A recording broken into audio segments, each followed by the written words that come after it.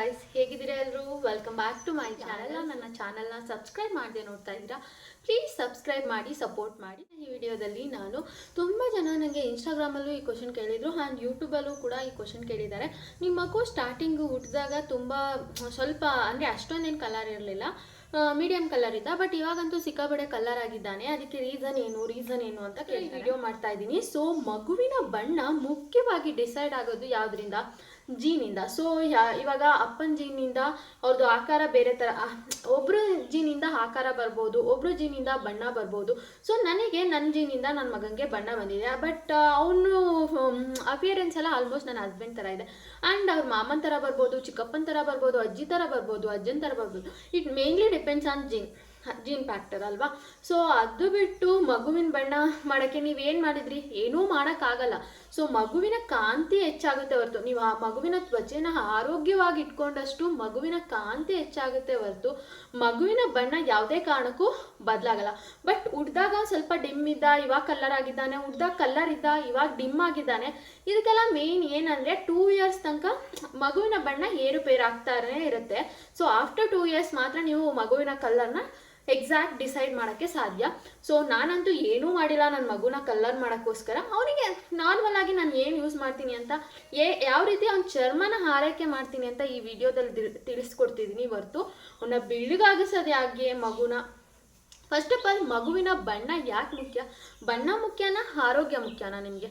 So ನೀವೇ ನಿಮ್ಮ ಮಕ್ಕಳನ್ನ ಅವ್ನು ಕರ್ಗಿದ್ದಾನೆ, ಅವನಿಗೆ ಬೆಳ್ಳಗೆ ಮಾಡಬೇಕು ಅಂತ ಹೇಳಿದಷ್ಟು ಅವರಿಗೆ ಖಿನ್ನತೆ ಜಾಸ್ತಿ ಆಗ್ತಾ ಹೋಗುತ್ತೆ. ಆ್ಯಂಡ್ ಒಂದು ವಿಷಯ ಹೇಳ್ತೀನಿ ಕೇಳಿ. ಸೊ ಕಲ್ಲರು ಯಾವುದೇ ಕಾರಣಕ್ಕೂ ಮುಖ್ಯ ಅಲ್ಲ. ಸೊ ಕಪ್ಪಿರೋರು ಯಾರೂ ಸಾಧನೆ ಮಾಡಿಲ್ವಾ? ಸೊ ಬಣ್ಣ ಮುಖ್ಯ ಅನ್ನೋದನ್ನ ನೀವು ನಿಮ್ಮ ಮಗುವಿನ ತಲೆಯಲ್ಲಿ ಬಿತ್ತಬೇಡಿ. ಯಾಕೆಂದರೆ ಅವರು ಖಿನ್ನತೆಗೆ ಹೊರಡಾಗ್ಬಿಡ್ತಾರೆ. ಎಷ್ಟೊಂದು ಜನ ಡಿಪ್ರೆಷನ್ಗೆ ಹೋಗಿರ್ತಾರೆ ಗೊತ್ತಾ. ಸೊ ಮಗುವಿನ ಆಕಾರ ಮೇಲೆ ಬಾಡಿ ಶೇಮಿಂಗ್ ಮಾಡೋದಾಗಲಿ, ಕಲರ್ ಡಿಸ್ಕ್ರಿಮಿನೇಷನ್ ಮಾಡೋದಾಗಲಿ ತುಂಬ ದೊಡ್ಡ ತಪ್ಪು. ಸೊ ನಿಮ್ಮ ಮಕ್ಕಳಲ್ಲಿ ಏನಾದರೂ ಅದನ್ನು ಬಿತ್ತು ಬಿಟ್ರೆ ಅವ್ರಿಗೆ ನಾನು ಬ್ಲಾಕ್ ಇದ್ದೀನಿ ಆ ಥರ ಬಂದ್ಬಿಡುತ್ತೆ. ಸೊ ನಿಮ್ಮ ಮಕ್ಕಳು ಕಪ್ಪಗಿದ್ರೂ ಅವರಲ್ಲಿ ಬೇರೆ ಟ್ಯಾಲೆಂಟ್ ಇರುತ್ತೆ. ಅವರಿಗೆ ವಿದ್ಯೆ ಕೊಡಿ, ಆರೋಗ್ಯ ಇರಲಿ, ಅವ್ರಿಗೆ ಟ್ಯಾಲೆಂಟ್ ಇರೋದನ್ನ ಪ್ರೋತ್ಸಾಹಿಸಿ. ಅದು ಮಕ್ಕಳು ಏನು ಕೊಳೆ ಬಟ್ಟೆ ಅಲ್ವಾ ನಾವು ಒಗ್ದುಬಿಟ್ಟು ಬೆಳ್ಳಗೆ ಮಾಡೋಕ್ಕೆ. ಸೊ ಎಷ್ಟು ಅಸಹ್ಯ ಅಲ್ವಾ ನಮ್ಮ ಮಗುನ ಬೆಳ್ಳಗೆ ಮಾಡೋದು ಹೇಗೆ? ಸೊ ಅವ್ನು ಕಪ್ಪಗಿದ್ದಾನೆ, ಅವ್ನು ಬೆಳ್ಳಗೆ ಮಾಡಬೇಕು. ಯಾವುದೇ ಕಾರಣಕ್ಕೂ ನೀವು ಮಗುವಿನ ಬಣ್ಣನ ಬದಲಾಯಿಸೋಕ್ಕಾಗಲ್ಲ. ಬಟ್ ಮಗುವಿನ ಕಾಂತಿಯನ್ನು ನೀವು ಚರ್ಮದ ಆರೈಕೆನ ಚೆನ್ನಾಗಿ ಮಾಡಿದ್ರೆ ಮಗುವಿನಲ್ಲಿ ಕಾಂತಿ ಹೆಚ್ಚಾಗುತ್ತೆ ಅಂತ ಹೇಳ್ಬೋದು. ನಾನಿವಾಗ ಚರ್ಮದ ಆರೈಕೆ ಬಗ್ಗೆ ನಿಮಗೆ 10 ಟಿಪ್ಸ್ಗಳನ್ನ ಕೊಡ್ತೀನಿ. ಅದೇ ನಿಮ್ಮ ಮಕ್ಕಳು ಬೆಳ್ಳಗಿದ್ದಾರೆ, ಬೇರೆಯವ್ರ ಮಕ್ಕಳು ಕಪ್ಪಗಿದ್ದಾರೆ ಅಂದರೆ ಅವ್ರನ್ನ ಆಡ್ಕೊಳ್ಳೋದು, ಆ್ಯಂಡ್ ಇವಾಗ ನೀವು ಬೆಳಗಿದ್ದೀರ ಅಂದರೆ ಯಾರೋ ಕರಗಿರೋರನ್ನ ನೋಡಿ ಹಾಡ್ಕೊಳ್ಳೋದು ದಯವಿಟ್ಟು ಮಾಡಬೇಡಿ. ಏನಿರುತ್ತೆ ಕಲರಿಂದ ಏನು ಸಿಗುತ್ತೆ? ಇವಾಗ ನನಗೂ ಅಷ್ಟೇ, ನಾನು ಮದುವೆ ಟೈಮಲ್ಲಿ ತುಂಬ ಜನ ಓನಿ ಹಸ್ಬೆಂಡ್ ಬ್ಲ್ಯಾಕ್ ಇದ್ದಾರೆ, ನಿಮಗೂ ಅವ್ರಿಗೂ ಜೋಡಿಸಟ್ಟು. ಬಟ್ ನಾನು ಇವಾಗ ಎಷ್ಟೊಂದು ಚೆನ್ನಾಗಿದ್ದೀನಲ್ಲ, ಅವ್ರ ಮನಸ್ಸು ಒಳ್ಳೇದಿದೆ ಅಲ್ವಾ. ಬಣ್ಣ ಮುಖ್ಯ ಅಲ್ಲ, ಅವರಲ್ಲಿರೋ ಒಳ್ಳೆತನ ಮುಖ್ಯ ಅಲ್ವಾ. ಸೊ ಆದ್ರಿಂದ ಬಣ್ಣದ ಬಗ್ಗೆ ಯಾರೂ ಕೂಡ ತುಂಬ ತಲೆ ಕೆಡಿಸ್ಕೋಬೇಡಿ. ಬಣ್ಣಕ್ಕಿಂತ ಆರೋಗ್ಯ ಮುಖ್ಯ. ಸೊ ಬಣ್ಣಕ್ಕಿಂತ ಮನಸ್ಸು ಮುಖ್ಯ, ಆ್ಯಂಡ್ ಬಣ್ಣಕ್ಕಿಂತ ಅವರಲ್ಲಿರೋ ಟ್ಯಾಲೆಂಟ್ ಮುಖ್ಯ ಅಂತ ನಾನು ಹೇಳ್ತೀನಿ. ಸೊ ಬನ್ನಿ ಇವಾಗ ವಿಡಿಯೋನ ಚರ್ಮದ ಆರೈಕೆಗೆ ಏನೆಲ್ಲ ಟಿಪ್ಸ್ನ ನಾವು ಫಾಲೋ ಮಾಡ್ಬೋದು ಅಂತ 1 by 1 ತಿಳ್ಕೊಳ್ತಾ ಹೋಗೋಣ. ಸೊ ಫಸ್ಟ್ ಟಿಪ್ ಬಂದು, ನಾವು ಸ್ನಾನ ಮಾಡಿಸುವಾಗ ಮಗುಗೆ ಯಾವ ಟೆಂಪ್ರೇಚರಲ್ಲಿ ಸ್ನಾನ ಮಾಡಿಸ್ತೀವಿ ಅಂತ ನೋಡ್ಕೊಬೇಕು. ಸೊ ಹಳ್ಳಿಗಳ ಕಡೆ ಅಂತೂ, ನಮ್ಮೂರಲ್ಲೂ ಅಷ್ಟೇ, ನಾವು ಹಳ್ಳಿಯೇ.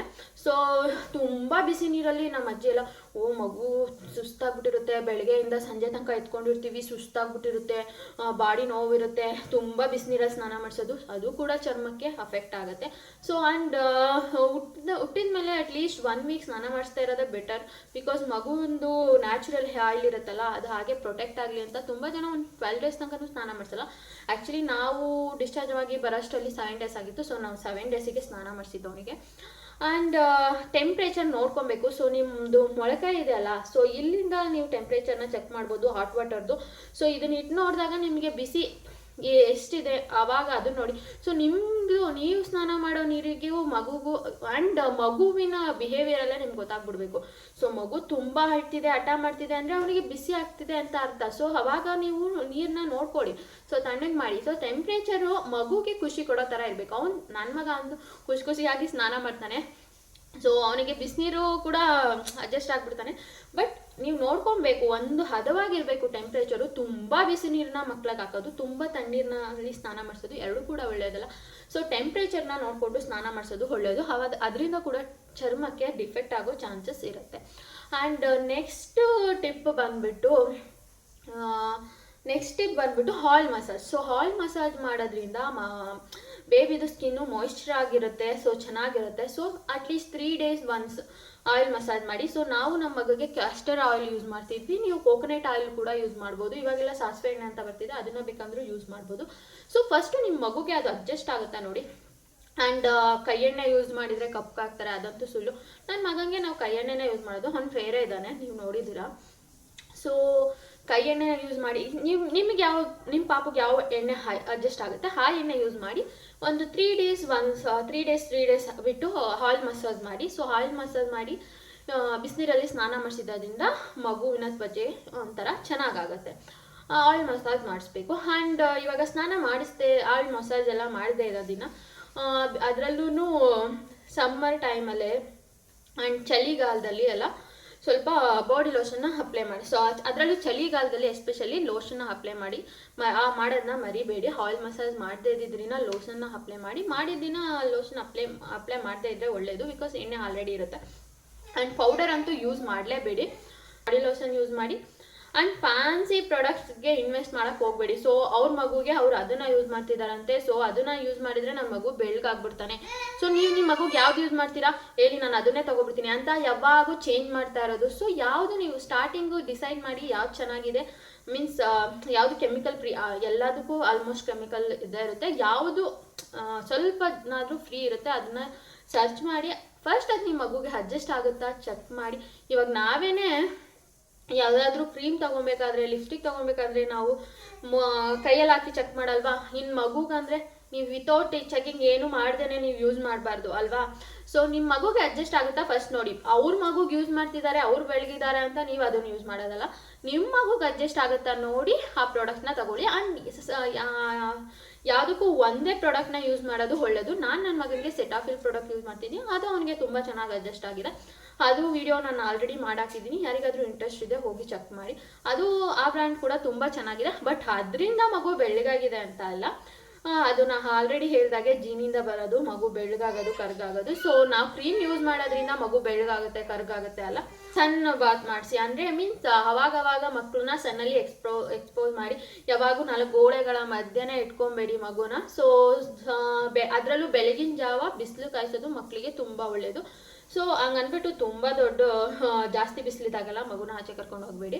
ಆ್ಯಂಡ್ ಮಕ್ಳದ್ದು ಸನ್ಸ್ಕ್ರೀನ್ ಬರುತ್ತೆ, ಸನ್ಸ್ಕ್ರೀನ್ ಯೂಸ್ ಮಾಡಿ. ತುಂಬ ಎಲ್ಲೋ ಆಚೆ ಹೋಗ್ತಾ ಇದ್ದೀರಾ, ತುಂಬ ಬಿಸಿಲಿದೆ ಅಂದಾಗ ಸನ್ಸ್ಕ್ರೀನ್ ಯಾವುದಾದ್ರೂ ಕ್ಲಾತಿಂಗ್. ಸೊ ಕ್ಲಾತಿಂಗಲ್ಲಿ ನೀವು ನಮಗಂತೂ ಇವಾಗಂತೂ, ಅವಾಗೆಲ್ಲ ಹಳೆ ಕಾಲದಲ್ಲಿ ಯಾವ್ದಾರ್ದೋ ಬಟ್ಟೆ ಇಸ್ಕೊಂಡೆಲ್ಲ ಹಾಕ್ತಿರಂತೆ. ನಾವಂತೂ ಇವಾಗ ಡೈರೆಕ್ಟ್ ಹೊಸ ಬಟ್ಟೆನೇ ತೊಗೊಂಡ್ಬಿಡ್ತೀವಿ. ನಾನು ಅಷ್ಟೇ, ಪಾಪ ಊಟಕ್ಕಿಂತ ಮುಂಚೆನೇ ಹೊಸ ಬಟ್ಟೆ ತೊಗೊಂಡ್ಬಿಟ್ಟಿದ್ದೆ. ಬಟ್ ನೀವು ಯಾವುದೇ ಹೊಸದಾಕಿ ಹಳೇದಾಕಿ ವಾಶ್ ಮಾಡಿ ಹಾಕಿ. ಇನ್ ಕೇಸ್ ಹೊಸ ಬಟ್ಟೆ ತಂದಿದ್ದೀರಾ ಅಂದರೆ ಸುಮ್ಮನೆ ಹಾಗೇನೆ ಹಾಕ್ಬಿಟ್ಟು ನೋಡ್ಬಿಡ್ಬೇಡಿ ಮಕ್ಕಳನ್ನ. ಅದು ಮಗುಗೆ ಕ್ಲಾತ್ದು ಇನ್ಫೆಕ್ಷನ್ ಎಲ್ಲ ಆಗೋ ಚಾನ್ಸಸ್ ಇರುತ್ತೆ. ಸೊ ರ್ಯಾಷಸ್ ಆಗೋ ಚಾನ್ಸಸ್ ಇರುತ್ತೆ. ಸೊ ಯಾವುದಾದ್ರೂ ಹೊಸ ಬಟ್ಟೆ ನೀವು ತರ್ತಿದ್ದೀರಾ ಅಂದರೆ ಅದನ್ನು ಒಂದ್ಸರಿ ವಾಶ್ ಮಾಡಿ ಆಮೇಲೆ ಯೂಸ್ ಮಾಡಿ, ಆಯಿತಾ. ಆ್ಯಂಡ್ ಇವಾಗ ನಿಮಗೆ ಗೊತ್ತಿರುತ್ತೆ ಯಾವಾಗ ವೆದರ್ ಹೇಗಿರುತ್ತೆ ಅಂತ. ತುಂಬ ಬಿಸಿಲಿದ್ದಾಗ ಫುಲ್ ಸ್ಲೀವ್ಸ್ದೆಲ್ಲ ಹಾಕೋದು, ಸೆಕೆ ಇದ್ದಾಗ ಫುಲ್ ಸ್ಲೀವ್ಸ್ ಹಾಕೋದು, ಸ್ವೆಟರ್ ಹಾಕೋದು. ಚಳಿ ಇದ್ದಾಗ ತುಂಬ ತೆಳುವಿನ ಬಟ್ಟೆ ಹಾಕೋದಿಲ್ಲ. ಸೊ ವೆದರ್ಗೆ ತಕ್ಕ ಹಾಗೆ ಇವಾಗ ನಿಮಗೆ ಇವಾಗ 30 ಡಿಗ್ರಿ ಸೆಲ್ಸಿಯಸ್ ಇದೆ ಅಂದರೆ ನಿಮಗೆ ಏನು ಫೀಲ್ ಆಗ್ತಿರುತ್ತೆ, ಮಗು ಹಾಗೆ ಫೀಲ್ ಆಗ್ತಿರುತ್ತೆ. ಸೊ ಮಗುಗೂ ನಿಮಗೆ ಸೆಕೆ ಆಗ್ತಿದೆ ಅಂದರೆ ಮಗುಗೂ ಸೆಕೆ ಆಗ್ತಿರುತ್ತೆ. ಬಟ್ ಒಬ್ಬೊಬ್ರಿಗೆ ಹಂಗಲ್ಲ. ಇವಾಗ ನಂದು ಪಾಪದು ನೇಚರ್ ಬಂದ್ಬಿಟ್ಟು ನನ್ನ ಹಸ್ಬೆಂಡ್ ಥರ. ಈವನ್ ನನಗೆ ಚಳಿ ಆಗ್ತಿದ್ರು ಅವ್ನು ಸೆಕೆ ಆಗ್ತಿರುತ್ತೆ ಎಷ್ಟೊಂದು ಸರಿ. ಅವರು ಯಾವಾಗೂ ಸೆಕೆ ಬರ್ತಿರ್ತಾರೆ ಆ ಥರ. ಬಟ್ ನಿಮ್ಗೆ ಗೊತ್ತಾಗುತ್ತಲ್ಲ, ಅವ್ರು ಬೆವರ್ತಿದ್ರೆ ಅವ್ರಿಗೆ ಸೆಕೆ ಆಗ್ತಿದೆ, ಸೊ ಅವ್ರು ನಡಕ್ತಿದ್ರೆ ಅವ್ರಿಗೆ ಚಳಿ ಆಗ್ತಿದೆ, ನಿಮಗೆ ಗೊತ್ತಾಗ್ಬಿಡುತ್ತೆ. ಸೊ ಅದನ್ನು ನೋಡಿಕೊಂಡು ನೀವು ಕ್ಲಾತ್ನ ಅವರಿಗೆ ಹಾಕೋದು ಒಳ್ಳೆ. ಡೈಪರ್ ಕೇರ್ ಮಾಡೋದು ತುಂಬ ಇಂಪಾರ್ಟೆಂಟ್. ಯಾವಾಗಲೂ ಡೈಪರ್ ಹಾಕ್ತಾ ಇರಬೇಡಿ. ವೆಟ್ ಕ್ಲಾತಸ್ನ ಅವಾಯ್ಡ್ ಮಾಡಿ, ಬಿಕಾಸ್ ತುಂಬ ವೆಟ್ ಕ್ಲಾತಸಲ್ಲಿ ಆಲ್ಕೋಹಾಲ್ ಕಂಟೆಂಟ್ ಇರುತ್ತೆ. ಸೊ ಆದಷ್ಟು ವೆಟ್ ಕ್ಲಾತಸ್ಸೇ ಯೂಸ್ ಮಾಡಿ ವೈಪ್ಸ್ಗಿಂತ. ಸೊ ವೆಟ್ ವೈಪ್ಸ್ನ ಅವಾಯ್ಡ್ ಮಾಡಿ. ಸೊ ಇದಿಷ್ಟು ಟಿಪ್ಸ್ನ ನೀವು ಫಾಲೋ ಮಾಡೋದ್ರಿಂದ ಆ್ಯಂಡ್ ರ್ಯಾಷಸ್, ಸ್ಕಿನ್ ರ್ಯಾಷಸ್ ಆಗದೆ ಇರೋ ಥರ ಅವಾಯ್ಡ್ ಮಾಡಿ. ಆ್ಯಂಡ್ ರ್ಯಾಷಸ್ ಆಗಿದೆ ಅಂದ್ಬಿಟ್ಟು ನಿಮಗೆ ನೀವೇ ಏನೇನೋ ಅಪ್ಲೈ ಮಾಡಬೇಡಿ ಮಗುಗೆ. ಸೊ ತುಂಬ ರ್ಯಾಷಸ್ ಆಗ್ತಿದೆ ಅಂದರೆ ಪೀಡಿಯಾಟ್ರಿಕ್ನ ಡಾಕ್ಟರ್ ಹತ್ರ ಸಲಹೆ ಪಡ್ಕೊಂಡು ಆಮೇಲೆ ಏನಾದರೂ ಅಪ್ಲೈ ಮಾಡಿ. ಆ್ಯಂಡ್ ಸಣ್ಣದು ಚಿಕ್ಕ ಚಿಕ್ಕ ಗುಳ್ಳೆ ಬರುತ್ತಲ್ಲ ನ್ಯೂ ಬಾರ್ನ್ ಬೇಬಿಯಲ್ಲಿ, ಅದು ಅದಾಗೆ ಬರುತ್ತೆ, ಅದಾಗೆ ಹೋಗುತ್ತೆ, ರೆಡ್ಡು. ನನ್ನ ಮಗುಂಗೂ ಬಂದಿತ್ತು. ಸೊ ಅದಕ್ಕೆ ತುಂಬ ವರಿ ಮಾಡಿಕೊಂಡು ಏನೇನೋ ಅಪ್ಲೈ ಮಾಡೋಕ್ಕೆ ಹೋಗಬೇಡಿ. ಆ್ಯಂಡ್ ಕ್ರೀಮ್ಸ್ಗಳು ಅಷ್ಟೇ. ಸೊ ನೀವು ಏನು ಯೂಸ್ ಮಾಡ್ತೀರಲ್ಲ ಸ್ಟಾರ್ಟಿಂಗಿಂದ ಅದನ್ನೇ ಯೂಸ್ ಮಾಡೋಕ್ಕೆ ಟ್ರೈ ಮಾಡಿ. ಸೊ ಪದೇ ಪದೇ ಚೇಂಜ್ ಮಾಡೋದ್ರಿಂದ ಬೇಬಿ ಸ್ಕಿನ್ಗೆ ಅಫೆಕ್ಟ್ ಆಗುತ್ತೆ. ಆ್ಯಂಡ್ ಇವಾಗ ಗೊತ್ತಾಯ್ತಲ್ಲ, ಮಗುವಿನ ಬಣ್ಣಕ್ಕಿಂತ ಮಗುವಿನ ಆರೋಗ್ಯ ಮುಖ್ಯ. ಚರ್ಮದ ಆರೈಕೆ ಮಾಡಿ, ಬಟ್ ಮಗು ಬೆಳ್ಳಗಾಗಬೇಕು ಅಂತ ಏನೇನೋ ಟ್ರೈ ಮಾಡಬೇಡಿ. ಸೊ ಚರ್ಮಕ್ಕಿಂತ ಆರೋಗ್ಯ ಮುಖ್ಯ. ನಿಮ್ಮ ಮಗುನ ಆರೋಗ್ಯವಾಗಿ ಬೆಳೆಸಿ, ಒಳ್ಳೆ ವಿದ್ಯೆ ಕೊಡಿ, ಒಳ್ಳೆ ಬುದ್ಧಿ ಕೊಡಿ, ಆ್ಯಂಡ್ ಒಳ್ಳೆ ಸಂಸ್ಕೃತಿಯಿಂದ ಬೆಳೆಸಿ ಅವರಿಗೆ. ಇದರಿಂದ ನಿಮ್ಮ ಮಗುಲಿರೋ ಟ್ಯಾಲೆಂಟ್ನ ಗುರುತಿಸಿ ಪ್ರೋತ್ಸಾಹಿಸಿ. ಇದು ಮಕ್ಕಳಿಗೆ ಒಳ್ಳೆಯದಾಗುತ್ತೆ ಹೊರತು ನಿಮ್ಮದು ಬಣ್ಣ ಯಾವತ್ತೂ ಮುಖ್ಯ ಆಗಲ್ಲ ಅನ್ನೋದು ನನ್ನ ಅನಿಸಿಕೆ. ಸೊ ಈ ವಿಡಿಯೋ ಏನಾದರೂ ನಿಮಗೆ ಇಷ್ಟ ಆಗಿದ್ರೆ ಒಂದು ಲೈಕ್ ಮಾಡಿ. ಆ್ಯಂಡ್ ಯಾರೆಲ್ಲ ತುಂಬ ಕಲರ್ ಡಿಸ್ಕ್ರಿಮಿನೇಷನ್ ಮಾಡ್ತಾ ಇರ್ತಾರಲ್ಲ ಅವರಿಗೆ ಈ ವಿಡಿಯೋನ ಶೇರ್ ಮಾಡಿ, ಅವ್ರಿಗೆ ಗೊತ್ತಾಗಲಿ ಸೊ ಕಲರಿಂದ ಏನಿಲ್ಲ ಅಂತ. Thank you all. So next ವಿಡಿಯೋದಲ್ಲಿ ಸಿಗ್ತೀನಿ.